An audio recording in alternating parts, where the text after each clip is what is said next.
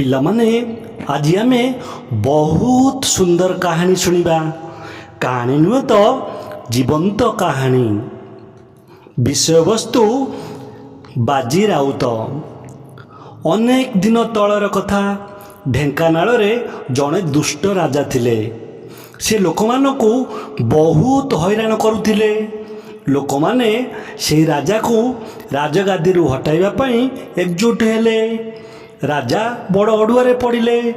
ଲୋକମାନଙ୍କୁ ଦଣ୍ଡ ଦେବା ପାଇଁ ଅଂଗ୍ରେଜ ସରକାରଙ୍କୁ ସାହାଯ୍ୟ ମାଗିଲେ। ଅଂଗ୍ରେଜ ସିପାହୀମାନେ ଢେଙ୍କାନାଳ ଆସିଲେ। ଗାଁକୁ ଯାଇ ମେଳି କରୁଥିବା ଲୋକମାନଙ୍କୁ ଲାଠିରେ ପିଟିଲେ। ସଭା ସମିତି ଚାଲିଥିବା ବେଳେ ଗୁଳି କରି ଲୋକମାନଙ୍କୁ ମାରିଲେ। ଫଳରେ ଲୋକମାନେ ବହୁତ ହଇରାଣ ହେଲେ। ଦିନେ ସନ୍ଧ୍ୟା ବେଳକୁ ଭୁବନ ଗାଁରେ ଲୋକମାନେ ଏକାଠି ହୋଇ ସଭା କରୁଥିଲେ। ସଭାକୁ ଭଣ୍ଡୁର କରିବା ପାଇଁ ଅଂଗ୍ରେଜ ସିପାହୀମାନେ ଆସିଲେ। ବ୍ରାହ୍ମଣୀ ନଦୀର ଆରପାରିରେ ଭୁବନ ଗାଁ। ସେମାନେ ନଦୀ ପାର କରିଦେବା ପାଇଁ ନାଉରିଆକୁ ଡାକିଲେ।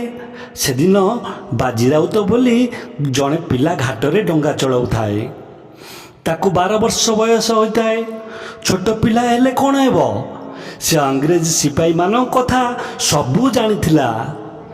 ସେ ସିପାହୀମାନଙ୍କ ଡାକ ଶୁଣିଲା, କିନ୍ତୁ କୂଳକୁ ଡଙ୍ଗା ନେଲା ନାହିଁ। ସିପାହୀମାନେ ଯେତେ ଡରାଇଲେ ବି ସେ ଜମା ଆଦୌ ଡରିଲା ନାହିଁ।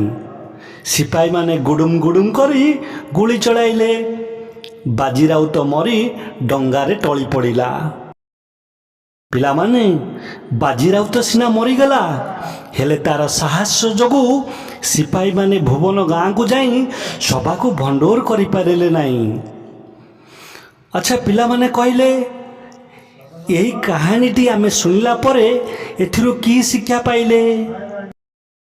ଦେଶ ପ୍ରତି କର୍ତ୍ତବ୍ୟବୋଧ, ଦେଶ ପ୍ରତି ମମତାର ଭାବ କାହାର ଥିଲା ନା ବାଜି ରାଉତର। ଆଚ୍ଛା ପିଲା କହିଲେ, ଆମେ କେମିତି ଜାଣିଲେ?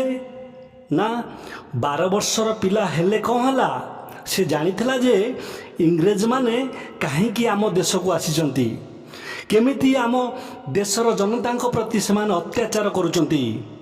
ସବୁ ଜାଣିସାରିଲା ପରେ ଅଂଗ୍ରେଜ ସରକାର ଯେତେ ଧମକ ଦେଇଥିଲେ ମଧ୍ୟ ସେମାନଙ୍କ କଥାକୁ ଖାତିର ନ କରି ଡଙ୍ଗା କୂଳକୁ ନେଇନଥିଲା।